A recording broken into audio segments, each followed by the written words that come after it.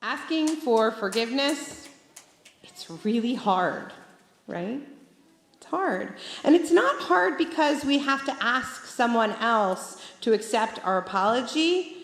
No, it's hard because it means that we have to admit that we were wrong. Some people don't like to do that. Sometimes we might lie or stretch the truth or cover up things just to avoid admitting that we did the wrong thing. Because admitting our imperfections and admitting our faults feels shameful. We have to admit first to ourselves that we messed up, and sometimes we also have to admit that it wasn't an accident.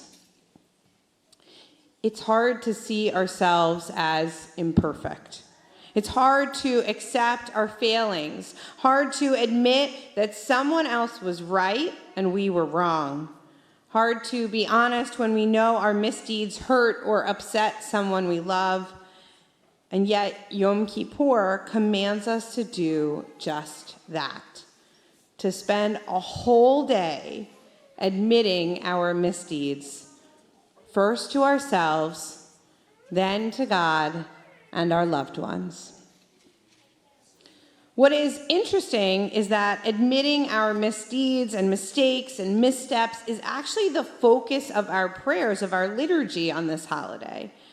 We spend a great deal of time talking about all of the things we did wrong and very little time discussing forgiveness. Why would we not be as focused on the forgiving part as we are on admitting our wrongdoings? Well, there's a story about that. There is a story about a student who went to their rabbi to better understand the Talmud. They hadn't studied much of the Talmud, and they were confused about how this Jewish text worked. So they went to their rabbi to understand the special ways that we find conversations happening in the Talmud. Imagine this situation, the rabbi said to the student. Two people come down a chimney.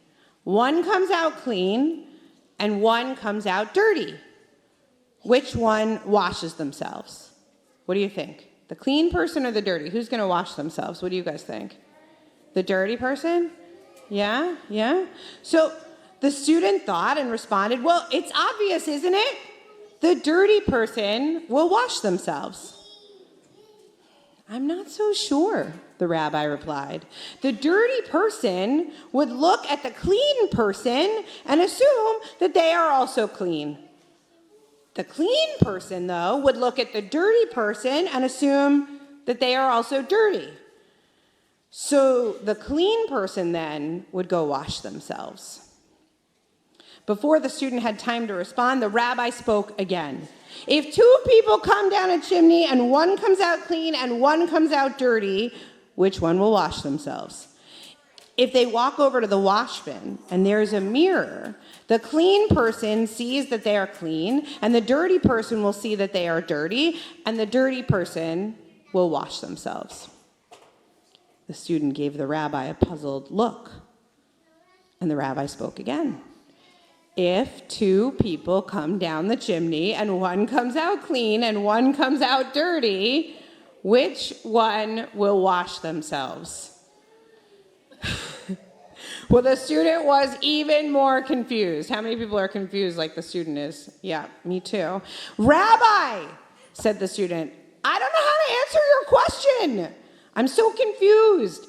I explained it one way the first time, and you said maybe the other way, and then you said maybe the other way again. So now I don't know the right answer. And the rabbi smiled. Well, maybe you aren't ready to study Talmud yet, because the answer is actually another question. How is it possible that two people come down the same chimney and one comes out clean and the other comes out dirty? The Talmud, the rabbi explained, spends most of its time asking questions because we must start with asking the right question before we can worry about getting the right answer.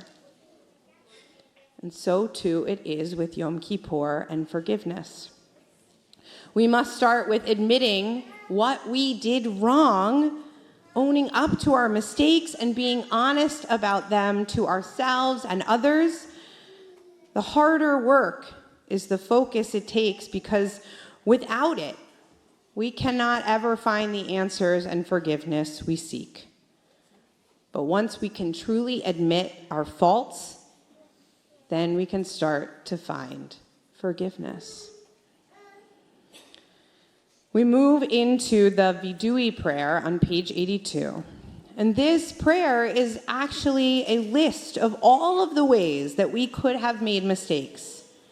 Each kind of possible sin in an alphabet that we could have committed, the big ones and the small ones. Each one that takes us owning up to what we did and admitting that we are imperfect. So while we sing this prayer together, I want to encourage you to really think about what are the ways that you made mistakes. Not to ask for forgiveness just yet, but to think about, what did you do wrong?